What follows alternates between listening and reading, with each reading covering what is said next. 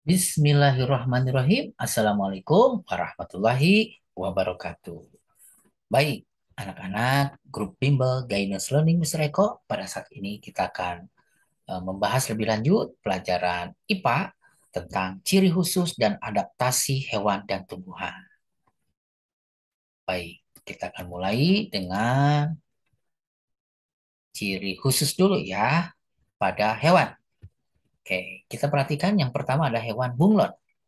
Dia punya ciri yaitu mimikri, mengubah warna kulit. Kemudian lidahnya yang panjang dan lengket. Selanjutnya kelelawar.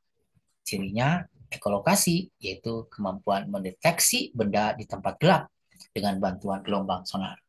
Alat pendengarannya juga tajam, anak-anak.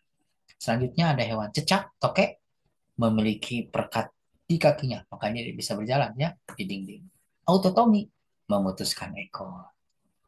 Ciri berikutnya hewan bebek, memiliki selaput di kakinya sehingga bisa berenang ya.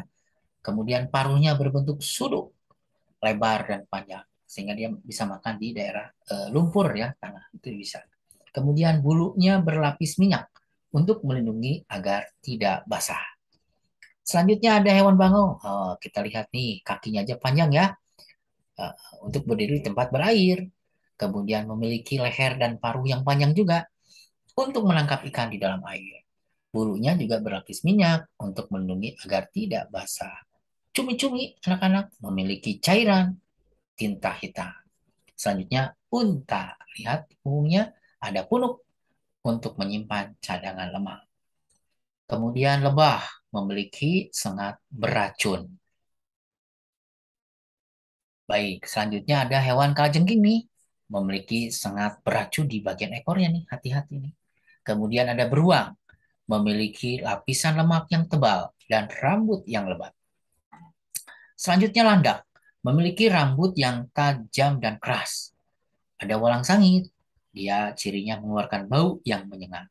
Kemudian terenggiling, memiliki sisi keras dan tebal, memiliki kemampuan dalam melingkarkan tubuhnya. Ada burung hantu, memiliki penglihatan dan pendengaran yang tajam, bulu-bulunya halus di sayapnya. Ikan lele, cirinya memiliki labirin untuk menyimpan oksigen. Kemudian memiliki insang berlapis dan memiliki misai seperti kumis nih untuk mengenali mangsanya.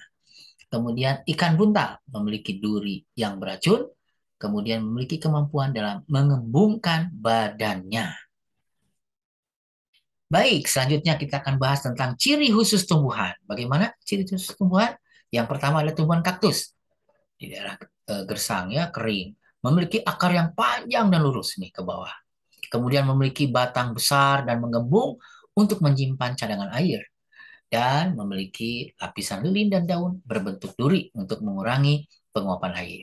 Selanjutnya, ada teratai, memiliki batang, akarnya berongga, tempat pernapasan dan memudahkan mengapung di air. Kemudian, memiliki daun tipis dan lebar mempercepat proses penguapan. Kemudian ada bunga Rafflesia arnoldi, dia memiliki ukuran bunga yang besar.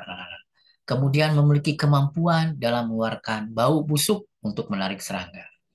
Nah, di sini ada kantong semar dan sebelahnya ada Venus ya.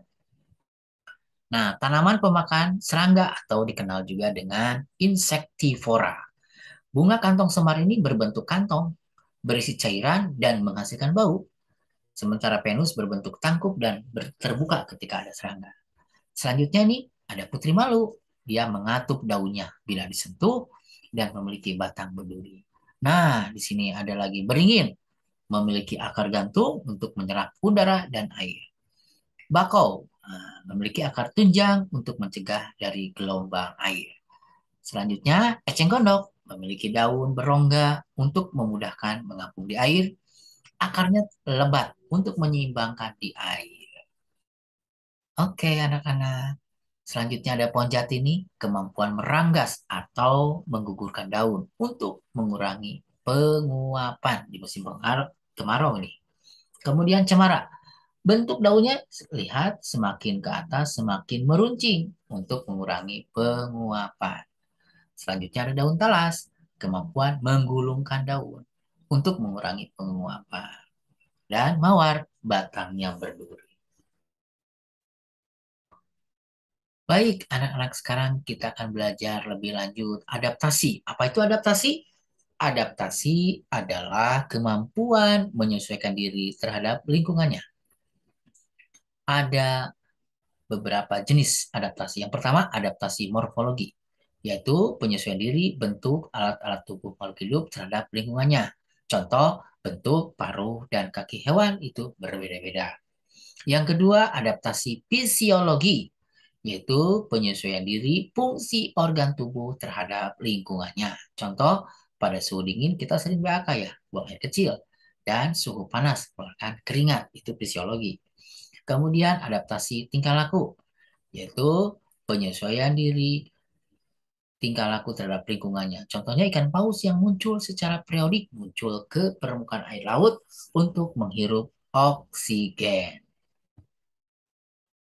Nah, di sini adaptasi memperoleh makanan. Hewan itu bagaimana? Yang pertama kupu-kupu nih memiliki alat penghisap yang panjang, proboscis untuk menghisap cairan manis, nektar ya, sari bunga. Kemudian lebah, ya adaptasi untuk memperoleh makanan dia punya apa?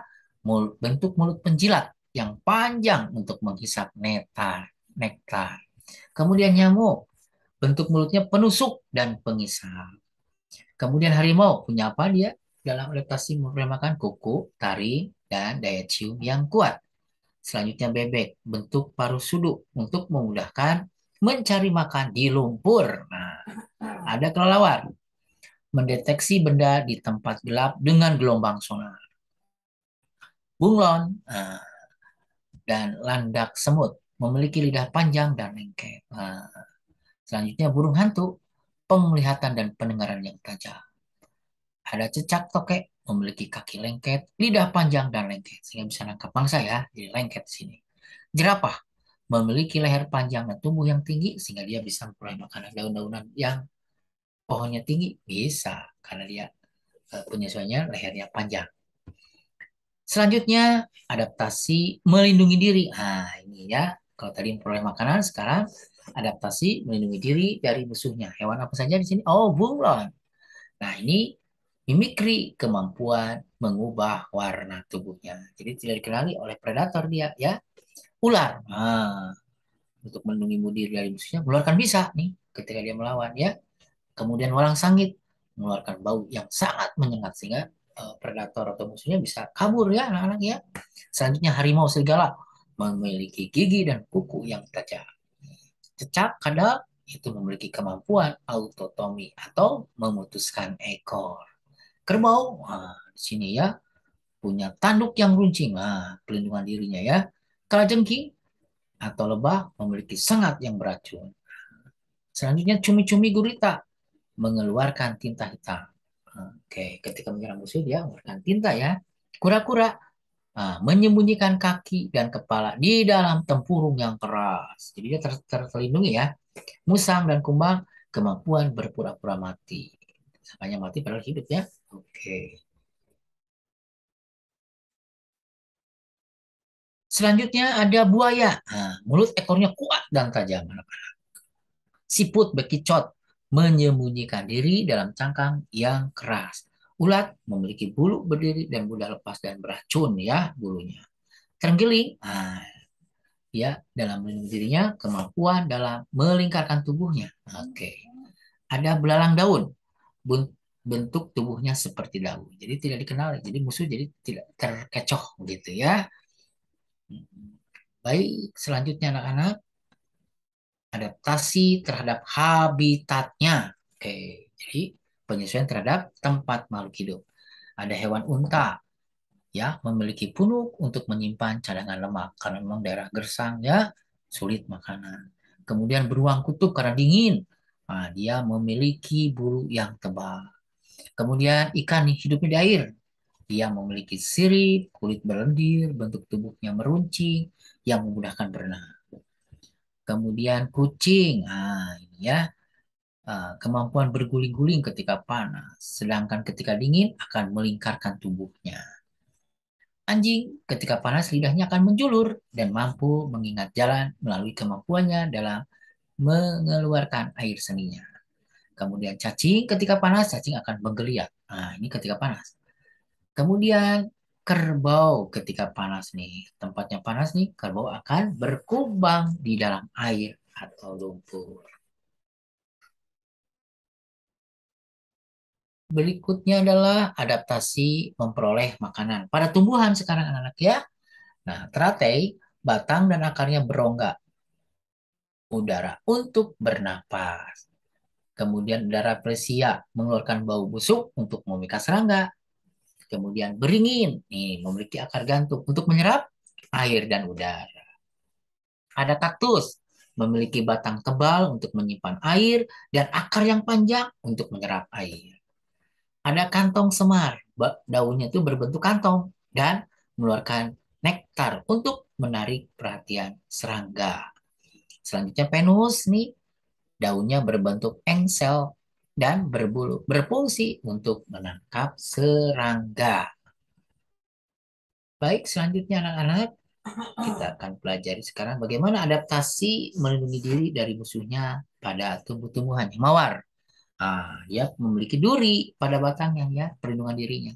Kemudian durian, wah udah jelas durian nih, memiliki duri pada buahnya. Jadi nggak ada yang bisa memakan ya, tajam kan? Kemudian ada mangga, nangka, sawo dapat menghasilkan getah sehingga orang hewan pengganggu tidak bisa karena dia bergetah. Putri malu memiliki batang berduri. Ini ya. Selanjutnya belimbing memiliki kemampuan buah yang terasa pahit ketika masih muda ya. Dan satu lagi ini ada bambu memiliki batang berbulu halus atau gelubut. Ini gatel nih ya. Ini melindungi diri dari musuhnya. Kemudian pada tumbuhan adaptasi terhadap habitatnya pada tempatnya. Seperti bakau ya di pantai ya, dia memiliki akar tunjang yang menahan terjangan ombak, memiliki akar napas untuk menyerap udara. Kemudian kaktus nih di daerah tempatnya yang gersang, kering, itu memiliki daun tebal, berduri dan berlapis lilin. Kemudian kantong semar, daunnya berbentuk kantong dan menghasilkan bau yang khas. Kemudian di sini ada pohon jati ya, memiliki kemampuan meranggas ya, menggugurkan daunnya untuk mengurangi penguapan. Padi, tebu, pisang, kemampuan dalam menggulungkan daunnya karena daerahnya panas. Nah, dia begitu ya, dia beradaptasinya. Selanjutnya ada kunyit kencur, kemampuan dalam mengeringkan daunnya. Ada eceng gondok nih, batangnya berongga untuk mengapung di air, memiliki akar lebat untuk menyeimbangkan ketika di air. Oke, berikutnya teratai juga hidup di air ya. Memiliki daun berbentuk tipis dan lebar untuk mempercepat penguapan, memiliki akar lebat untuk menyeimbangkan ketika di air. Baik, anak-anak, selanjutnya kita akan mengklasifikasikan atau menggolongkan atau mengelompokkan paruh burung berdasarkan adaptasi morfologi. Lihat bentuk paruhnya. Ini pemakan biji-bijian, lihat ya. Bentuk apa namanya, paruhnya cirinya pendek dan kuat. Contohnya burung pipit. Ya, pendek dan kuat tapi ya. Kemudian lihat sini berikutnya pemakan daging nih. Lihat paruhnya. Kuat, tajam, ada melengkung di sini di ujungnya. Contohnya burung elang. Berikutnya di sini mencari makan di lumpur ini ya, seperti bebek dan sejenisnya ya. Lihat cirinya seperti sudu ya. Kemudian pangkalnya bergerigi seperti bebek. Selanjutnya pemakan serangga. Lihat cirinya kuat, agak panjang dan runcing. Contohnya burung pelatuk. Nah, ya. Selanjutnya pemakan ikan, lihat ada panjang tapi di sini di bawahnya berkantong. Nah, ini contohnya burung pelikan. Dan satu lagi nih, lihat paruhnya runcing panjang. Nah, ini adalah pengisap madu. Dikenal dengan burung kolibri ya. Tuh. Ya, inilah adaptasi morfologi. Kemudian dilihat lagi nanti klasifikasi bentuk kakinya. Kalau tadi paruh, sekarang kaki. Berdasarkan adaptasi morfologi. Lihat yang pertama, kaki kakak tua untuk memanjat dan memegang makanan. Lihat ya, ada 4 jari kelihatannya ya. Kemudian kaki ayam, lihat mengais makanan. Lihat bentuknya. Kemudian berikutnya kaki elang untuk mencengkeram masang. Beda ya. cengkram. Dan kaki pipit untuk bertengger ya, tiga di depan, satunya di belakang. Dan satu lagi kaki itik di sini berselaput ya untuk berenang di air. Dan nah ini lihat kaki pelatup untuk memanjat. Nah, seperti ini.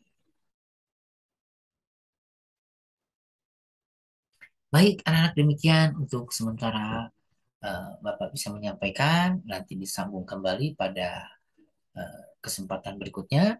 Kalian pelajari dengan baik, insya Allah kalian semuanya bisa memahami. Ada hal yang kurang dipahami, bisa ditanyakan lebih lanjut dalam pertemuan kita selanjutnya. Demikian, wassalamualaikum warahmatullahi wabarakatuh. Selamat belajar.